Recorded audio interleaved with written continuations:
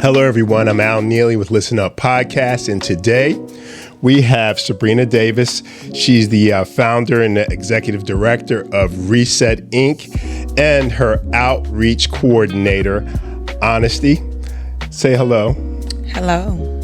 Hi, everybody. Awesome. Thank you for coming here.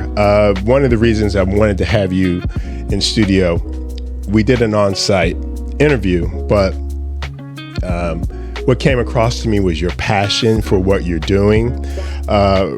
Reset is a nonprofit foundation, and the whole idea is to support the community, right? Yes. Okay, so let's talk about your mission with Reset, what inspires you, and just go in to explain to everybody what Reset does. So Reset was founded in 2023. Okay. I was actually having a conversation with our director about starting over, people needing second chances. Director of Reset Inc. Okay. We were just having a conversation about, falling but not staying there, right? And having that chance. And we both looked at each other and was like, sometimes in life everyone needs a reset. We laughed it off, and then we stopped and we looked at each other and we said, that's the name of an organization, because what stood out to me was a reset button. Every time they tell you need to troubleshoot, especially electronic, what do they say? Have you tried to reset? Right. And so from that point, we said, Reset is restructuring education, social development, and economics together. Right. The capacity in which we want to continue to help our community, right, not just by giving them handouts, but giving them a hand up and allowing them to see that, your situation does not define you. You may be down today, but tomorrow is a whole nother day. Yeah. And so we wanted to give that hope and embody that principle that we are going to be the change we want to see. So I've always had a love for the most vulnerable, which have been children, right, and elderly. Okay. And those are the vulnerable population. And elderly always gravitate to me. And so ever since I was a kid, they just had this liking and this love for me. So fresh out of high school, one of the first things I decided to do was go to Bon Secours to become a certified nursing assistant. And I enjoyed it. I enjoyed working with the seniors. I enjoyed helping people.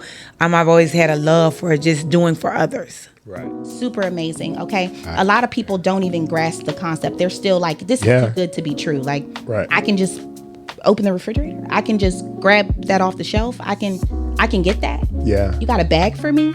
Yeah. I can get more than 2 items. You don't tell me what to get. You don't come out here and pick it for me.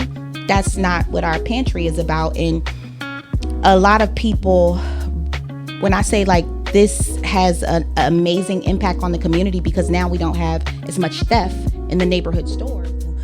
A family can get 50 diapers per child once a month, no cost. And the diapers are Huggies, Pampers, we have pull-ups, we have overnights, and adult diapers as well for the Asian adults that may need those.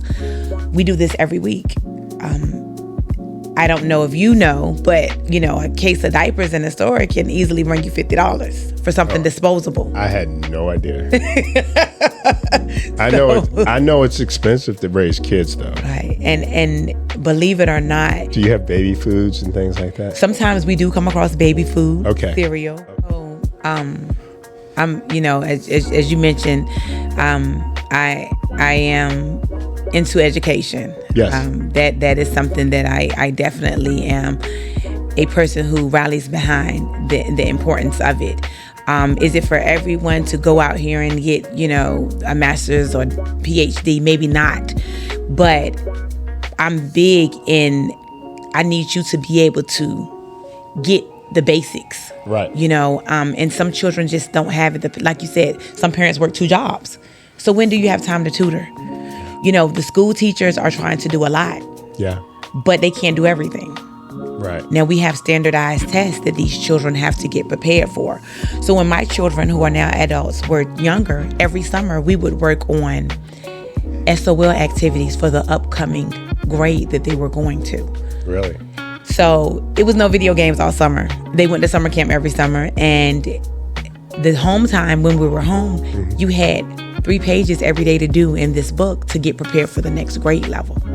Now, to some children, my children's mother was strict. No, I allowed them to have fun, but I wanted to get them prepared for the next grade level, for what's about to come. The summer is fine to have fun, and I want you to do that, but I also want you to be prepared.